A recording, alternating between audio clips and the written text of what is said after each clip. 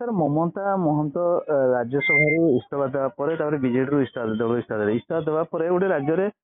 राजनीतिक हटकंड देखा मिली विजेडी भितर गोटे विद्रोह आरंभ होती तो यहाँ आप केमती देखुं देखो ममता महंत जो इस्तीफा देती से नहीं बर्तमान अनेक चर्चा चलती विशेष कर चर्चा होची ममता महंत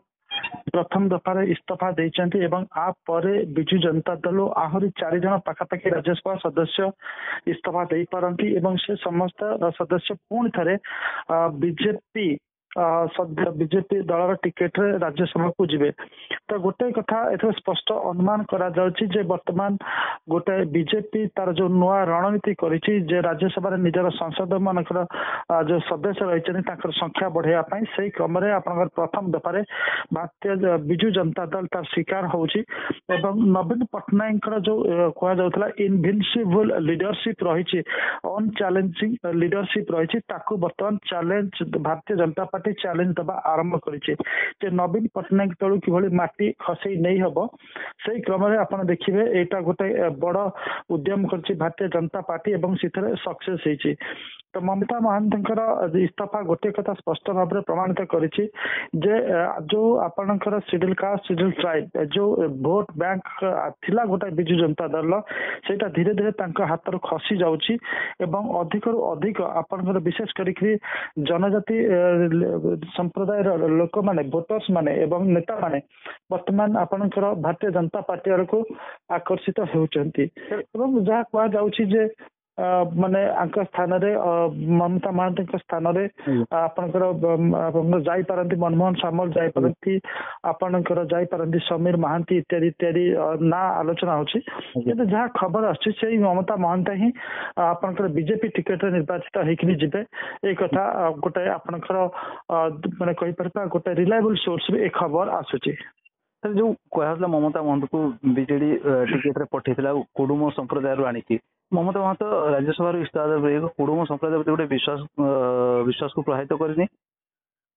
ना देखो ममता महंत निजे इस्तीफा इस्तीफा पत्र देला गणमाध्यम कहते जे कुडुमी संप्रदाय प्रति जहाँ बीजेडी कमिटमेंट थिला से कमिटमेंट बीजेडी रखी ना एवं दल भितर से अनिश्वास फील करुले जन कुडुमी संप्रदाय महिला है कुडुमी संप्रदाय उन्नति से जो स्वप्न नहीं आसी विजु जनता दल को से स्वप्न साकार होनी पर सेठी बहुत अपमानजनक परिस्थितिर सामना करने को पड़ूला एवं स्वाभिमान को आघात होता एवं स्वाभिमान कुडुमी संप्रदाय स्वाभिमान बोली से कहते द्वारा कुडुमी संप्रदाय स्वाभिमान रक्षा है कथा कहते कुडुमी संप्रदाय को किसी विश्वासघातकता होती बोली कही हब नहीं बोली से कथा कहते से को परिस्थिति इस्तीफा देते से कथा से बुझे अपर पक्षर जब आप देखिए विजु जनता दल नेता माने को जो प्रभावी ढंग से खंडन करने कथा से प्रभावी ढंग से खंडन कर कौन सी गोटे बड़ आदिवासी नेता मयूरभंज विशेषकर सुदाम मारांडी हूँ कि जी हूँ से ममता महंत ए उक्ति को दृढ़ भाव खंडन करना दृढ़ भाव दूर कथा मोटामोटी भाव में कहीपर ममता महंत और बीजेपी गोटे अपर हैंड रही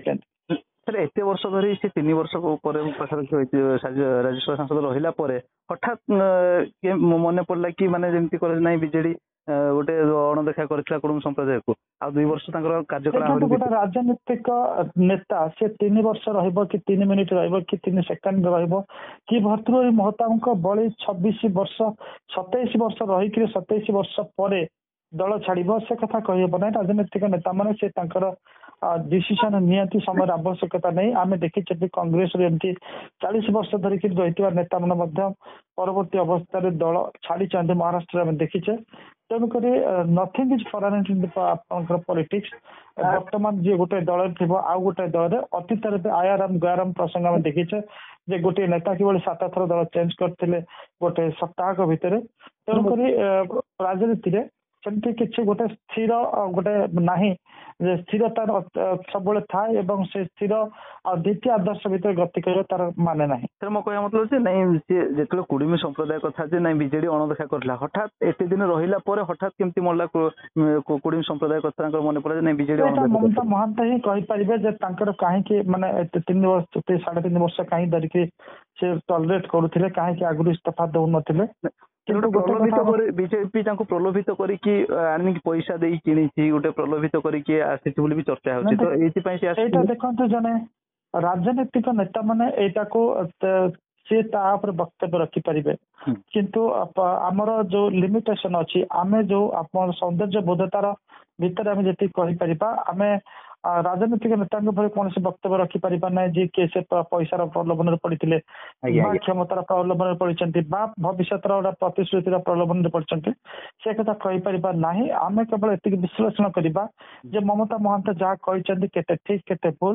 ଏବଂ ତାକୁ ହିଁ ଟିକେ ସମ୍ୟକ ଆମେ ଆଲୋଚନା କରିପାରିବା। ସେ କଥା କହିଛନ୍ତି ଯେ ସିଏ ତାଙ୍କୁ କୁହାଯାଇଥିଲା କୁଡୁମି ସମ୍ପ୍ରଦାୟର ଯାହା ରହିଛି କୁଡୁମି ସମ୍ପ୍ରଦାୟକୁ ଆଦିବାସୀ ବର୍ଗରେ ଭକ୍ତି କରିବା ପାଇଁ ସେ ନେଇକି କୌଣସି ପଦକ୍ଷେପ ବିଜୁ ଜନତା ଦଳ କରିନାହିଁ ଏବଂ ଦ୍ୱିତୀୟରେ ବିଜୁ ଜନତା ଦଳ ଭିତରେ ଅଭ୍ୟନ୍ତରୀଣ ଗୋଟେ ଗଣତାନ୍ତ୍ରିକ ବ୍ୟବସ୍ଥା ନାହିଁ ଏବଂ ତାଙ୍କୁ ଅପମାନ କରାଯାଇଥିଲା ଏବଂ କୁହାଯାଇଥିଲା ନିର୍ଦ୍ଦିଷ୍ଟ ଗୋଟେ ତାରିଖ ଭିତରେ ବାହାର କରିଦିଆଯିବା ପାଇଁ ପ୍ରଣ ପ୍ରକାଶ ଦାସଙ୍କ ନାଁ ନେଇଛନ୍ତି ସେ କୋଉ ଭଳି ତାଙ୍କୁ ମାନେ